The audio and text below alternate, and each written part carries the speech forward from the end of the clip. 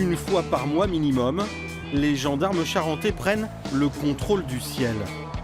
On axe, comme d'habitude, les dépassements et les distances sécurité. Parfait. Ok. Allez, quand on veut. C'est parti, nous ils sont en place. Oui, j'y vais. À tout à l'heure.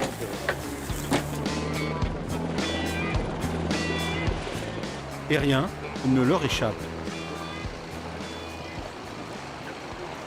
L'avantage d'être en hauteur, c'est qu'on voit plus facilement les infractions se commettre. On a une vue d'ensemble beaucoup plus élargie. Et après, je signale par radio à mes camarades en moto l'interception, les véhicules en infraction et les intercepte. Et les ramène ici pour la verbalisation. L'escadron départemental de sécurité routière de la Charente tente de réduire les infractions commises par les chauffeurs de poids lourds. Un dispositif pas comme les autres, les gendarmes ont leur botte secrète. ¿Estás subiendo o bajando? L'adjudante Isabelle Concalves parle le portugais et l'espagnol. Et c'est va à Espagne. S'ils disent quelque chose sans savoir que je parle la langue, c'est vrai que ça peut être... je peux tout à fait comprendre ce qu'ils disent. S'ils ont quelque chose à cacher et qu'ils en parlent entre eux, ça permet de pouvoir du coup contrôler plus facilement les routiers qui, eux, du coup, se sentent peut-être aussi plus enclins à parler, plus à l'aise avec quelqu'un qui parle leur langue. 1 heure de contrôle, une trentaine de PV, poids du chargement, interdiction de dépasser, vitesse, tout y passe. J'ai dépassé un autre véhicule et j'allais un peu trop vite.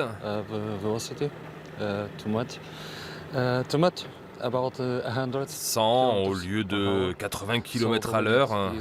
C'était en dehors des limites et donc je me suis fait arrêter par la gendarmerie. Depuis le début de l'année, nous avons relevé à peu près 1300 infractions liées au dépassement, donc une augmentation significative par rapport à l'année 2017.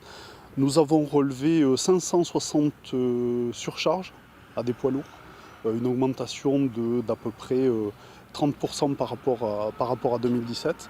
Et nous avons aussi relevé 560 infractions à des poids lourds qui étaient en stationnement, notamment sur la bande d'arrêt d'urgence.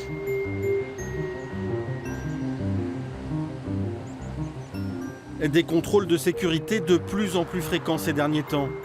Mais les poids lourds, sur la Nationale 10, c'est aussi toute une économie où de nombreuses nationalités se côtoient.